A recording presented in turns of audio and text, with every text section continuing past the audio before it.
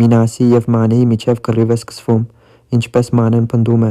«Ես լսեցի քեզ, և հիմա դու խախտում ես քո խոսքը»։ Մինասը նրան ասում է.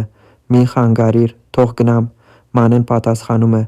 «Ես կարող եմ սպանել քեզ, եթե ուզեմ»։ Սա լսելով Մինասը զայրանում է և Մանեին հրում է, ինչի հետևանքով նա ուշաթափվում է։ Մինասը պատրաստվում է մեկնել ինչ-որ մեկի հետ հանդիպելու։ Հենց այդ պահին Սուջին է գալիս ցնցված տեսնելով Մանեին անգիտակից վիճակում։ Նա հարցնում է Մինասին. «Կա պատմես ինձ, թե ինչ է կատարվում այստեղ»։ Մինասը ստում է ասելով. «Մանեն հանկարծ գլխապտույտ զգաց և ընկավ, ուստի ես բժշկի մոտ էի գնում»։ Սուջին պատասխանում է. «Որքան կարող ես ստել, որովհետև ես ամեն ինչ գիտեմ, և ես այստեղ եմ, որպեսզի ասեմ քեզ, որ Սեդան ոչնչի չի արձագանքում, սակայն Սեդան հեռախոսով է խոսում և ասում.